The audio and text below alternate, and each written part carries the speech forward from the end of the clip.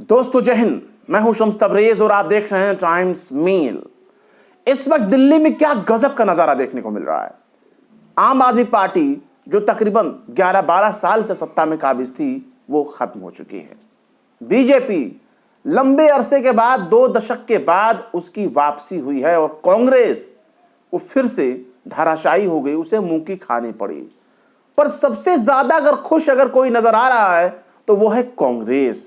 राहुल गांधी की कांग्रेस, सोनिया गांधी की कांग्रेस, प्रियंका गांधी की कांग्रेस और खड़गे की कांग्रेस। लेकिन सबसे ज्यादा खुश कांग्रेस इसलिए नजर आ रही है क्योंकि कांग्रेस ने अपने उस सियासी विरोधी को हराया है जिसने उसकी सत्ता को उखाड़ फेंका और उसके बाद उसके पांव दिल्ली में जमने नहीं दिए।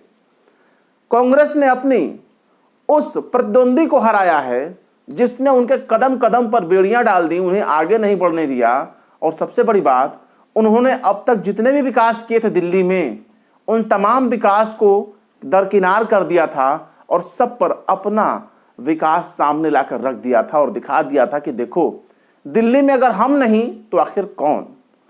और कांग्रेस इसलिए भी खुश है क्योंकि उसने अपना बरसों पुराना बदला ले लिया, वो भी कई राज्यों का बदला। हरियाणा में गए, वहां आम आदमी पार्टी ने उनका खेल बिगाड़ा। महाराष्ट्र में गए, वहां भी खेल बिगाड़ा। जहां जहां गए वहां वहां आम आदमी पार्टी ने खेल बिगाड़ा था, इसलिए उनके चूल्हे हिला दिए। पंजाब में तो उनकी पूरी सरकार ही खत्म हो गई। इस हद तक आम आदमी पार्टी ने उनका खेल खत्म कर दिया था। पर गौर से देखा जाए तो भले ही केजरीवाल को दिल्ली में सियासी तौर पर बहुत बड़ी शिकस्त मिली हो, पूरी की पूरी उनकी सरकार चली गई, लेकिन वो अभी इस मामले को ठंडा नहीं होने देंगे क्योंकि यह मामला कुछ और ही रंग अख्तियार करेगा। और जिस तरीके से भाजपा ने अपनी सत्ता कायम की है, उसे नहीं भूलना चाहिए कि उसने जो बड़े बड़े वादे किए हैं और केजरीवाल ने जो करके दिखा दिए हैं, खास तौर पर हेल्थ और एजुकेशन के मामले में, अगर वो चीजें दिल्ली वालों को दोबारा नजर नहीं आई तो ये यूपी और बिहार वाली जनता नहीं है, यहां जाति वाला फैक्टर काम नहीं आएगा। यहां अगर उन्हें बीजेपी के किए हुए काम से संतुष्टि मिलेगी तो बीजेपी को दोबारा आने का मौका मिलेगा, वरना इस बार अगर केजरीवाल आया तो उसे हराने वाला शायद ही कोई पैदा हो। हम ऐसा इसलिए कह रहे हैं क्योंकि आप देख लीजिए, सीटों का इतना बड़ा अंतर होने के बावजूद भी आम आदमी पार्टी को जो वोट ऑफ परसेंटेज मिले हैं वो कहीं ज्यादा है। मात्र 2-3% वोट कम हो जाने की वजह से वो आधे से भी कम में पहुंच गई। आम आदमी पार्टी को 43.57% मिला है, बीजेपी को 45.56% मिला है। सीधे सीधे यहां पर 2% का फर्क नजर आ रहा है, लेकिन मात्र 2% का फर्क किसी को सत्ता से निकालने के लिए काफी है। पर सबसे ज्यादा हैरानी आप देखिए कि कांग्रेस की है, वो तकरीबन 6.34% पर आ चुकी है, यानी वो 6.5% भी ढंग से नहीं आई, फिर भी कांग्रेस में खुशी के लड्डू फूट रहे हैं। पर यहां यह गौर करने वाली बात यह है कि जिस तरीके से अरविंद केजरीवाल हार गए, मनीष सिसोदिया हार गए, सोमनाथ भारती हार गए, सौरभ भारद्वाज हार गए, इतने बड़े राष्ट्रीय प्रवक्ता होते हुए, यहां तक कि राखी बिरलान हार गई। ये तमाम वो बड़े चेहरे हैं जिनको आम आदमी पार्टी से अगर हटा दिया जाए तो बाकी सब के सब फालतू नजर आते हैं, लेकिन फिर भी ये लोग हार गए। और सबसे बड़ी हार मनीष सिसोदिया और इनसे भी बड़ी हार मुख्यमंत्री रह चुके अरविंद केजरीवाल की आप देख लीजिए। आतिशी ही अपनी सीट बचाने में कामयाब रही, लेकिन इसमें खुशी की बात उन लोगों के लिए भी ज्यादा है जो रमेश बिधूड़ी को पसंद नहीं करते थे। गालीबाज रमेश बिधूड़ी को मुंह की खानी पड़ी, आतिशी ने उनको हरा दिया। पर मामला सिर्फ यहीं तक सीमित नहीं है। इस इलेक्शन में मुसलमानों ने एक बहुत बड़ा किरदार निभाया। मुसलमानों ने सीए एनआरसी के दौरान 2019 का बदला अब जाकर के ले लिया है। आम आदमी पार्टी का किरदार हमेशा से ऐसा ही रहा है।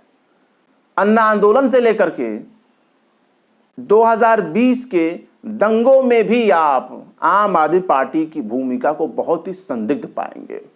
मरकज के मामले में तो बिल्कुल ही आम आदमी पार्टी की भूमिका सवालों के घेरे में थी। मरकज के लोगों पर, तबलीगी जमात के ऊपर महामारी फैलाने का सारा जिम्मा थोप दिया था। और इसका खामियाजा शायद आम आदमी पार्टी को इस बार के इलेक्शन में भोगना पड़ा, क्योंकि दिल्ली के मुसलमानों ने 5 साल तक, याद रखिए 5 साल तक इंतजार किया। और ये वो दौर था जब तुरंत आम आदमी पार्टी जीत करके सत्ता में आई थी और वो दूसरी तरफ दिल्ली में दंगे होने लगे थे। और जब दिल्ली में दंगे होने लगे तो आम आदमी पार्टी के सबसे बड़े चेहरे मुख्यमंत्री रहे अरविंद केजरीवाल, ये गांधी जी की समाधि पर जाकर के बैठे रह गए, मौन व्रत धारण करके बैठ गए। लेकिन इन्होंने दिल्ली के दंगे को शांत करने में कोई भूमिका नहीं निभाई, पीड़ितों से मिलने में इन्होंने कोई दिलचस्पी नहीं दिखाई। जिस तरीके से तबलीगी जमात के लोगों का नाम इन लोगों ने बदनाम किया, खासकर उनके खिलाफ एफआईआर भी दर्ज करवा दी। वो आम आदमी पार्टी जो एक कहती थी कि दिल्ली पुलिस हमारे कंट्रोल में नहीं है, उसने अपनी कंप्लेंट के जरिए तबलीगी जमात को निशाना बनाया, उन पर केस मुकदमे दर्ज करवाए और दिल्ली पुलिस ने दर्ज भी किया। पर सबसे गौर करने वाली बात यह है कि इन लोगों ने तबलीगी जमात को बदनाम करने के लिए कोविड के जो आंकड़े डेली के डेली निकलते थे, उसमें तबलीगी मरकज के लोगों का, तबलीगी जमात के लोगों का अलग से आंकड़ा दिखाने लगे, जिसकी इनके खिलाफ जमकर आलोचना हुई। बाद में तबलीगी जमात को बकरा बनाया गया था, ये बातें हर जगह खुलने लगी। पूरे देश में ही भाजपा और उनकी सांप्रदायिक मीडिया का चेहरा बेनकाब हो गया। लेकिन इसी के साथ साथ केजरीवाल के सिर पर यह बहुत बड़ा तोहमत लग गया कि केजरीवाल अंदर खाने भाजपाई हैं, अंदर खाने संघी हैं, अंदर खाने ये कच्छेधारी हैं। अरविंद केजरीवाल को मौका बहुत से मिले कि वो बिना धर्म के सहारे भी वो राजनीति में अपनी किस्मत को आजमा सकें। हर महीने के पहले मंगलवार को इन्होंने आरती, पूजन, दर्शन का कार्यक्रम इन्होंने ही घोषित किया था। यहां तक कि पूरे मामले को धर्म की सियासत में ले गए। पहले तो इन्होंने कहा कि मस्जिदों के इमामों और मुतवल्ली को पैसा देंगे, मुअज्जिन को पैसा देंगे। लेकिन फिर हुआ क्या, 18 महीने बकाया हो गए, अरविंद केजरीवाल ने पैसे नहीं दिए। मंदिरों के पुजारियों के लिए भी इन्होंने ऑफर निकाले, ग्रंथियों के लिए भी ऑफर निकाले। पर अगर केजरीवाल की बड़ी चीजों के तौर पर गौर किया जाए तो एजुकेशन और हेल्थ उनको सबसे ज्यादा याद आएगा, खासकर दिल्ली के लोगों को। अगर केजरीवाल नहीं रहेंगे तो केजरीवाल के ना रहने पर हेल्थ और एजुकेशन किस हद तक कामयाब होगा। आप गौर करिए कि दिल्ली में आयुष्मान कार्ड काम नहीं करता, पर दिल्ली में आपका मुफ्त इलाज जरूर हो जाता है। लेकिन दूसरे राज्यों के बनिस्बत अगर देखें तो दूसरे राज्यों में जहां जहां स्मार्ट कार्ड योजना लागू किया गया है, जिसे कहा जाता है आयुष्मान कार्ड, वहां वहां मरीजों का क्या हाल है। दिल्ली के बाहर जहां जहां आयुष्मान कार्ड काम कर रहा है, वहां अस्पताल वाले आयुष्मान के मरीजों को लेने से इनकार करते हैं, टाल मटोल करते हैं, बहानेबाजी करते हैं, क्योंकि 2-2, 3-3 महीने हो जा रहे हैं, उनके पैसे नहीं मिल रहे हैं। जब बेड पर लेटा हुआ मरीज और उसका पैसा ना आए तो फिर उसके परिवार के लोग क्या करेंगे, दूसरे विकल्पों का इस्तेमाल करेंगे, अपने जेवर बेचेंगे, जमीन बेचेंगे, जो गिरवी ना रखना हुआ वो चीज गिरवी रखेंगे। पर इसका खामियाजा अगर दिल्ली में ही देखने को मिल गया तो दिल्ली वाले इतना जल्दी इसे भूलने वाले नहीं। दिल्ली वाले वापस केजरीवाल के दौर को याद करेंगे और फिर से केजरीवाल को लेकर आएंगे। केजरीवाल ने एक झलक पंजाब में भी दिखा दी है और अब वो पूरा जोर यही देंगे कि जो जो काम वो दिल्ली में पूरा नहीं कर पाए, या जो काम दिल्ली में करने से उन्हें दिल्ली वालों का वोट मिल सकता था, वही काम अब वो पंजाब में करना शुरू कर देंगे। क्योंकि पंजाब में ये वाला रोना नहीं है कि हमें एलजी काम करने नहीं दे रहा, पंजाब में ये भी रोना नहीं है कि हमें केंद्र सरकार काम नहीं करने दे रही है, दबाव डाल रही है, हमें आगे नहीं बढ़ने दे रही। क्योंकि पंजाब तो एक बाकायदा कंप्लीट स्टेट है, पूर्ण राज्य है। तो ऐसे में यहां यह भी सवाल उठता है कि अगर केजरीवाल ने पंजाब में अपना कोई बड़ा करिश्मा दिखा दिया तो ये पूरे देश के लिए नजीर बन जाएगी और दूसरे राज्यों में भी उनके लिए रास्ते खुल जाएंगे। पर कांग्रेस का क्या होगा? कांग्रेस की हालत बद से बदतर होती नजर आ रही है। जिस इंडिया गठबंधन को बनाने के लिए कांग्रेस ने क्या से क्या काम नहीं किए, सब कुछ झेला, तमाम तरह के आरोप झेले। इंडिया गठबंधन के एक बड़े नेता के तौर पर राहुल गांधी बहुत कुछ कर सकते थे। राहुल गांधी चाहते तो दिल्ली में आम आदमी पार्टी को सपोर्ट कर सकते थे या उसके साथ कंप्रोमाइज करके चंद सीटों पर मान भी सकते थे, लेकिन उन्होंने ऐसा नहीं किया क्योंकि उनके सीने में वो आग जल रही थी जो अब तक शांत नहीं हुई थी। भले ही एक मंच पर राहुल और केजरीवाल नजर आ जाते हों, लेकिन इस चुनाव ने यह भी साबित कर दिया कि सियासी तौर पर भले ही एक जगह खड़े हो जाएं, लेकिन दोनों को दिल मिलने वाले नहीं हैं। खासकर अरविंद केजरीवाल बिल्कुल भी कांग्रेस के सामने झुकना पसंद नहीं करते। भले ही कांग्रेस ने उनकी गिरफ्तारी पर उनका साथ दिया, उनके साथ खड़ी रही, लेकिन अरविंद केजरीवाल कांग्रेस के साथ खड़े नहीं रहे। राहुल गांधी खुद भी केजरीवाल के खिलाफ आग उगलते नजर आए। इस केजरीवाल का समर्थन कर रहे थे कि इनके ऊपर लगाए गए तमाम आरोप बेबुनियाद हैं। विपक्ष के लोगों को जानबूझकर निशाना बनाया जा रहा है ईडी के जरिए, सीबीआई के जरिए, कि सब बेकार है। वही राहुल गांधी और उनकी पार्टी अरविंद केजरीवाल के ऊपर लगाए गए इल्जामों का फहरिस्त खोल खोल कर प्रचार कर रही थी कि साहब ये तो बहुत भ्रष्ट है, ये तो किसी काम के नहीं, ये तो बहुत बड़े घोटालेबाज हैं। तो ऐसे में यह भी सवाल होता है कि क्या कांग्रेस इसी तरीके से इंडिया गठबंधन बनाएगी? क्या कांग्रेस ऐसे ही आगे आने वाले वक्त में सत्ता कायम कर पाएगी, जब अपने छोटे छोटे सहयोगी दलों का वो साथ नहीं दे सकती? याद रखिए, बड़ा भाई होने का मतलब सिर्फ ये नहीं है कि हम हर चीज में हिस्सेदारी लेंगे।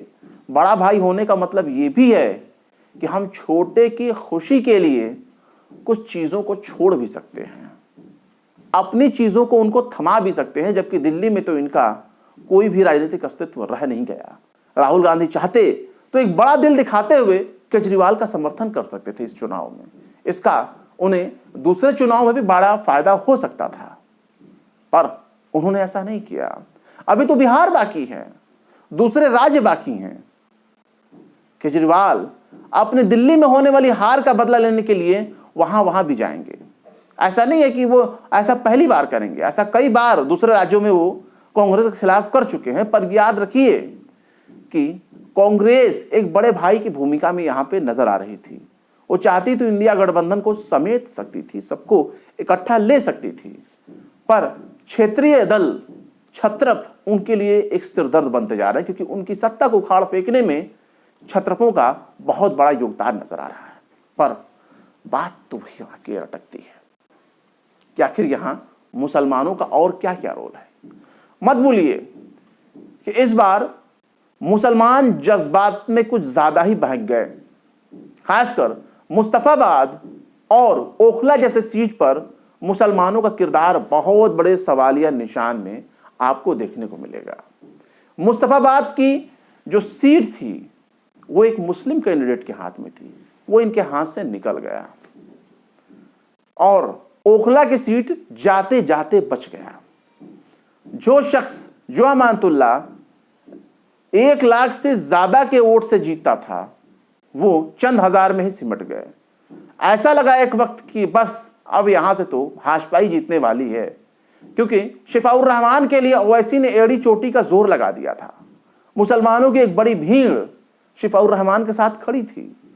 अभी 2 दिन पहले भी हमने आपको एपिसोड दिखाया था कि किस तरीके से मुसलमान एक दूसरे की दाढ़ी टोपी नोचने में आगे बढ़ रहे हैं और कैसे वो जज्बात के भंवर में फंसते जा रहे हैं। याद रखिए, सिर्फ जज्बाती तकरीरों से, नारों से कोई चुनाव नहीं जीता जाता। और आप ये भी याद रखिए कि जब तक आप अल्पसंख्यक होने के बावजूद बहुसंख्यकों को भी अपने साथ खड़ा नहीं रखेंगे, तब तक आपको कोई कामयाबी नहीं मिलेगी। आप याद रखिए कि सिर्फ माइनॉरिटी करने से आपको कुछ नहीं होगा।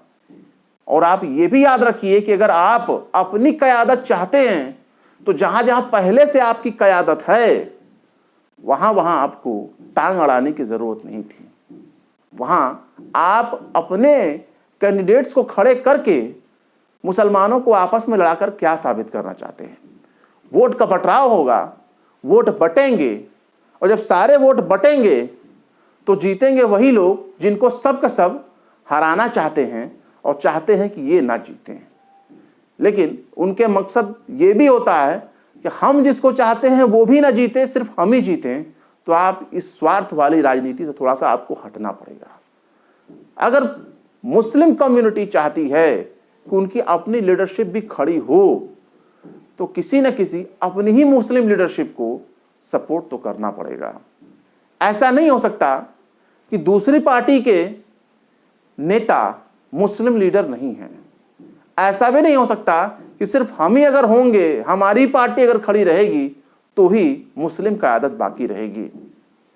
याद रखिए कि एक ऐसा ही झलक आपको महाराष्ट्र में औरंगाबाद में देखने को मिल चुका था, जहां पर इम्तियाज जलील जैसा एक ताकतवर बंदा हार गया, सिर्फ इस वजह से क्योंकि वोट बट गए उसकी ही अपनी कौम के।